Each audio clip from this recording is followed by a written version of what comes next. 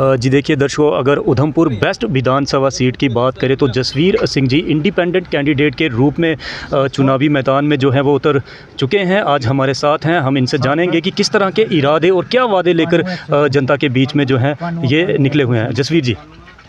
जी सबसे पहले बहुत बहुत नमस्कार सब देखने वालों को। देखिए आने का मकसद एक ही है कि अपने लोगों की सेवा करनी है, मुल्क और आवाम की सेवा करनी है और एक ईमानदार सोच के साथ करनी है।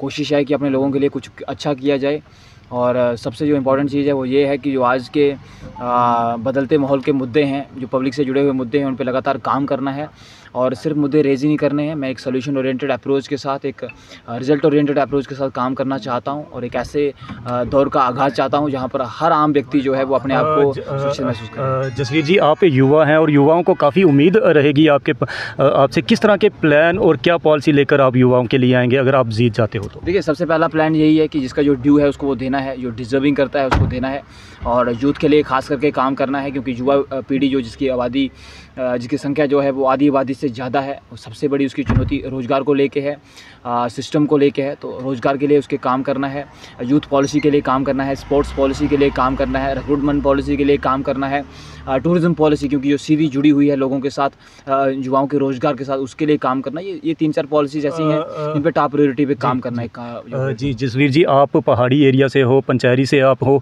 क्या लगता है किस तरह की कमियाँ हैं वहाँ पर, किस तरह का कार्य जो होना चाहिए? और अगर पूर्व की बात करें तो बहुत सारी सरकारें रहीं, क्या लगता है कि उन्होंने बेइंसाफ़ी की है उन लोगों के साथ? देखिए क्वालिटी ऑफ वर्क सबसे बड़ा चैलेंज है। एक तो दूर दराज के इलाकों को रोड कनेक्टिविटी से जोड़ना, जैसे मेरा बदौता गलियोत का एरिया है, उसके बाद आप देखेंगे लड्डा का एरिया है, धमनोद का एरिया है, बाकी सारे पंजर का एरिया है। तो ये दूर दराज के जितने भी एरियाज़ हैं इन सब को ऐसे बहुत सारे पॉइंट्स हैं। अगर आप पूरे पहाड़ी इलाकों को देखेंगे बहुत सारे नाम हैं जो नाम लेना संभव नहीं है, पर बड़ी लंबी लिस्ट है जो अभी भी जो है वो रोड कनेक्टिविटी से जो है वो उनका संपर्क नहीं है। तो ये बड़ा ज़रूरी है। दाड़ंग उसमें से एक है, ठीक है ना। काफ़ी सारे ST SC वाले आबादी वाले एरिया भी हैं दूर दराज के।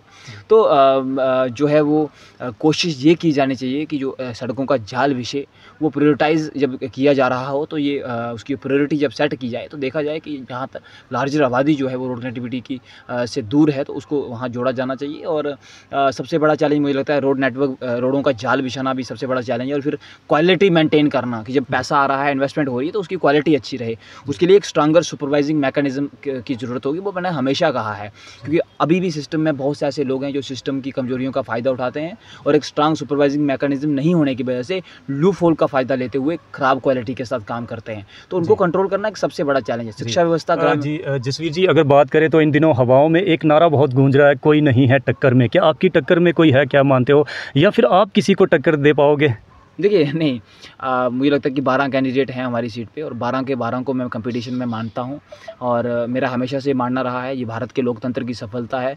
हर किसी को जो है चुनाव लड़ने का अधिकार है जिस पे पब्लिक विश्वास जताती है। अल्टीमेटली जनमत उसी के पक्ष में जाएगा जिसको पब्लिक आशीर्वाद देगी और जब जनमत मिलेगा तो उसकी जिम्मेदारी बनती है सबके विकास के लिए काम करना। तो मुझे ऐसा लगता है कि कंपटीशन सबके साथ है और कंपटीशन देंगे जी, बिल्कुल जनता का आशीर्वाद है तो ज़रूर कंपटीशन में हूं और मुझे विश्वास है कि जनमत मिलेगा और हम अच्छा काम करेंगे। जी देखिए दर्शकों, ये थे जसवीर सिंह जी और ये चुनावी मैदान में उतर चुके हैं। अब देखना है कि क्या जनता इन पर जो है वो विश्वास जताती है, क्या राजनीतिक नैया इनकी जनता पार लगाती है या नहीं। ये तो अब आने वाले चुनाव के नतीजे ही बताएंगे। फिलहाल मुझे दीजिए इजाज़त। जय हिंद।